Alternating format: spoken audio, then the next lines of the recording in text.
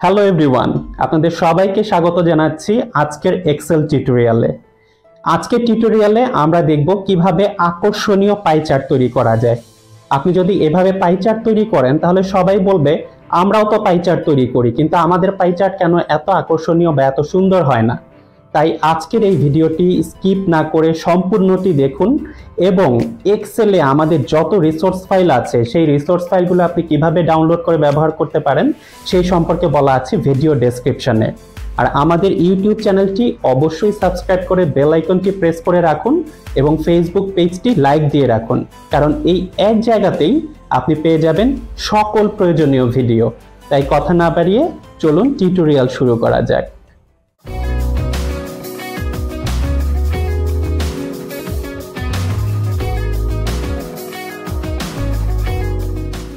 সবাইকে নতুন টিউটোরিয়ালে স্বাগত জানাচ্ছি। আর আজকের এই টিউটোরিয়ালে আমরা দেখব কিভাবে পাই চার্ট তৈরি করা যায়। তবে পাই চার্ট তৈরি করার আগে প্রথমেই আমি আপনাদেরকে বলবো যে কোন পরিস্থিতিতে আপনারা পাই চার্ট তৈরি করবেন। পাই চার্টটা বেসিক্যালি তৈরি করা হয় যখন আপনি কোনো কিছুর কন্ট্রিবিউশন দেখাতে চান বা কোন জিনিসটা কত পার্সেন্ট অবদান রাখছে সেইটা আপনি দেখাতে চান। একটা জিনিস খেয়াল রাখবেন যে আপনার পুরো পাই চার্ট যোগ করলে সেটা যোগফল হবে 100%। আপনি আংশিকভাবে কোনো কিছু পাই চার্টে দেখাতে পারবেন না। ফর এক্সাম্পল, আপনার সেলস হয় 4টা এরিয়াতে বা আপনি ডিভিশনও বলতে পারেন, সেই ক্ষেত্রে আপনি শুধু 2টা জায়গা নিয়ে কিন্তু পাই চার্ট করতে পারবেন না। তো চলুন আমি এই টেবিল থেকে কিভাবে সুন্দর একটা পাই চার্ট তৈরি করা যায়, আপনি আপনার মতো করে কাস্টমাইজ করে আকর্ষণীয় পাই চার্ট তৈরি করতে পারেন সেটা এখন দেখাবো। আমি প্রথমেই কি করলাম, এই টেবিলটা সিলেক্ট করে নিলাম। সিলেক্ট করার পরে আমি ইনসার্টে যাব। ইনসার্টে যাওয়ার পরে এইখানে দেখুন বিভিন্ন পাই চার্ট আছে, আপনার যেইটা খুশি আপনি নিতে পারেন। এখন আমি ধরুন একটা 3D পাই এইটা করলাম। আপনি যখন পাই চার্ট ক্লিক করবেন তখন দেখুন উপরে চার্ট ডিজাইনে বিভিন্ন অপশনগুলো আছে, সেখান থেকে আপনি এক ক্লিকেও আপনার যেটা পছন্দ সেটা কিন্তু করে নিতে পারেন যদি আপনার সময়ে স্বল্পতা থাকে। আপনি এখান থেকে কালার চেঞ্জ করে নিতে পারেন আপনার পছন্দ মতো সংক্ষেপে।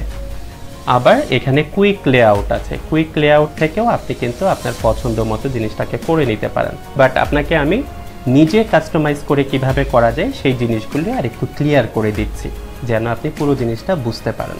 মনে করুন যে এইরকম আছে, সেটা থেকে আমি ধরুন এটা করে নিলাম সংক্ষেপে। এইটার কালারটা চেঞ্জ করে নেই, হোমে গেলাম, কালারটা চেঞ্জ করলাম। এইটাকে আপনি চাইলে ফন্টটা ছোট বড় করতে পারেন। যদি আমি এই পাই চার্টটার যে এজগুলো আছে বা প্রান্তগুলো আছে সেটাকে একটু মসৃণ করতে চাই, তখন আমি কিভাবে করব, আমি প্রথমেই পাই চার্টটাকে সিলেক্ট করলাম। সিলেক্ট করার পর আমি ফরম্যাটে চলে গেলাম। ফরম্যাটে যাওয়ার পরে এইখানে দেখুন 3টা অপশন আছে, সবার নিচে আছে শেপ ইফেক্টস। এইখানে ক্লিক করে আমি জাস্ট এই বেভেল থেকে প্রথমটা নিয়ে ফেললাম রাউন্ড। তাহলে দেখুন প্রান্তগুলো কিন্তু মসৃণ হয়ে গেছে। এখন আপনি যদি চান এইটার হাইটটাকে আরেকটু ছোট করবেন, কমিয়ে দিবেন, তখন আপনি কি করবেন, রাইট ক্লিক করুন।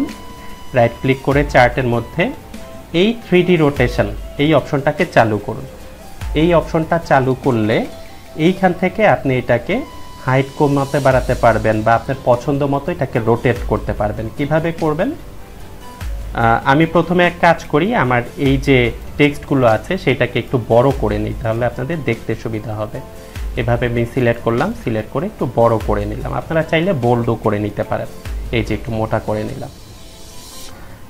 এখন আপনি যদি চান, যেটা আমি দেখাচ্ছিলাম যে এটার 3D রোটেশনটা আপনি চালু করুন। 3D রোটেশনটা চালু করার পরে এখানে দেখুন অটো স্কেল নামে একটা অপশন আছে, এইটার মধ্যে ক্লিক করে অটো স্কেলটা তুলে দিন।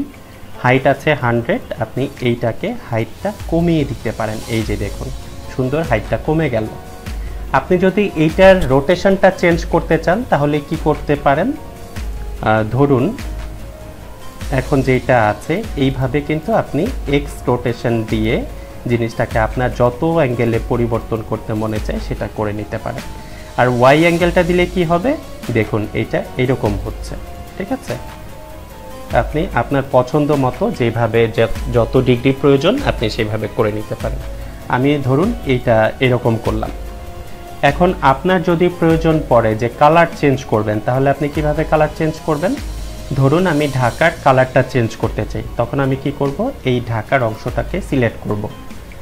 এখন দেখুন একটা ক্লিক যখন করলাম এখানে অনেকগুলো পয়েন্টার এসেছে, মানে আমার পুরো পাই চার্টটাই কিন্তু সিলেক্ট করা আছে, কিন্তু আমি শুধু ঢাকা অংশের কালারটা চেঞ্জ করতে চাই। তখন আমি কি করব, ঢাকা অংশের মধ্যে ক্লিক করব। তখন আপনি দেখুন এই যে 3টা পয়েন্টার এসছে, মানে শুধু ঢাকার অংশটা এখন সিলেক্টেড আছে। তারপরে আমি এই পাশে চলে যাব, কালার বাকেটটার মধ্যে ক্লিক করলাম। যদি আপনার ফিল অপশনটা এইভাবে মিনিমাইজ করা থাকে, আপনি ক্লিক করলেই নতুন অপশনগুলো আসবে। আপনার এই সবুজ কালারটাকে যদি ব্লু কালার করতে চান, তখন আপনি জাস্ট এটার মধ্যে একটা ক্লিক করবেন, এই যে ব্লু কালার হয়ে গেল। আপনি যদি এই কালারটা চেঞ্জ করতে চান, তখন আপনি এটাকে সিলেক্ট করুন খুলনার, তারপরে এইটা থেকে আপনি অন্য প্রয়োজন মতো যে কোনো একটা কালার আপনি নিয়ে নিতে পারেন। ফর এক্সাম্পল আপনি ইয়েলো কালার নিলেন। আর রাজশাহীর কালারটা চেঞ্জ করতে চাইলে একইভাবে আপনি আপনার পছন্দের যে কোনো একটা কালার নিয়ে নিতে পারেন এখান থেকে। এখন একটা জিনিস দেখেন, যদি আপনি মনে করেন যে ঢাকার অংশটা বেশি গুরুত্বপূর্ণ, সেটাকে একটু আলাদা করে দেখাতে চান, একটু গ্যাপ রেখে, সেটাও সম্ভব। আপনি কি করবেন, জাস্ট ঢাকাটার মধ্যে এভাবে একটু টান দিয়ে আপনি ছেড়ে দিন, তখন কিন্তু ঢাকাটা আলাদা একটা গুরুত্ব পেল, যে না এইটা আপনাকে সবচেয়ে বেশি কন্ট্রিবিউশন দিচ্ছে, সুতরাং ঢাকাটাকে আপনি একটু ডিফারেন্টলি এখানে রিপ্রেজেন্ট করলেন। একইভাবে আপনি এই যে চারপাশে দেখতে পাচ্ছেন একটা বর্ডার, সেটারও কালার যদি আপনি চেঞ্জ করতে চান, সিলেক্ট করুন, এইখানে ফরম্যাটে চলে যান, তারপর এখানে শেপ আউটলাইন, এখান থেকে আপনি যেটা খুশি ক্লিক করলে আপনি কিন্তু এইখানে আপনার বর্ডারের কালারটাও চেঞ্জ করে ফেলতে পারবেন। এই পাই চার্টে আপনাদের আরও কিছু অপশন দেখিয়ে দিই। এখানে এই যে নামগুলো আছে সেটার মধ্যে ক্লিক করলে আপনি দেখুন যে টেক্সট অপশন আসছে। এইখানে আপনি যদি ভ্যালুর মধ্যে ক্লিক করেন, ভ্যালুর মধ্যে ক্লিক করলে কি হবে, আপনার এই সংখ্যাগুলো দেখাবে যে খুলনায় কত, ঢাকায় কত সেলস হয়েছে। এবং আপনি যদি না চান যে না আমার এই ভ্যালু দরকার নাই, তখন আপনি আবার এটা তুলে দিবেন। এখানে পার্সেন্টেজ দেখাচ্ছে, যদি আপনি চান যে পার্সেন্টেজ আপনি দেখাতে চান না, তখন আপনি পার্সেন্টেজ এভাবে ক্লিক করলে এটা চলে যাবে। আবার আপনি যদি চান যে এইটা কমা দিয়ে আসুক, তখন আপনি এইটার মধ্যে ক্লিক করবেন, সেপারেটর, কমা দিয়ে আসবে। যদি চান সেমিকোলন দিয়ে আসবে, তখন এইভাবে। যদি চান যে নিউ লাইন হয়ে আসবে, তখন এইভাবে। আপনি স্পেস আপনার প্রয়োজন মতো কিন্তু এই জিনিসটা আপনি চেঞ্জ করতে পারেন। এবং নিচে লেবেলস পজিশন আছে, সেটা থেকে আপনি যদি সেন্টারে ক্লিক করেন, সেন্টারে চলে আসবে, ইনসাইড এন্ড এভাবে আসবে। যদি আউটসাইড এন্ড দেন তাহলে এইভাবে আসবে। বেস্ট ফিট দিলে এক্সেলের কাছে যেটা বেস্ট ফিট মনে হবে সেইটাই দিবে। নাম্বারের থেকেও আপনারা এই নাম্বারিং অপশনগুলো চেঞ্জ করে নিতে পারেন, আপনারা নাম্বার অপশন সম্পর্কে জানেন। এভাবে আপনি আপনার প্রয়োজন মতো সুন্দর পাই চার্ট তৈরি করে ফেলতে পারেন।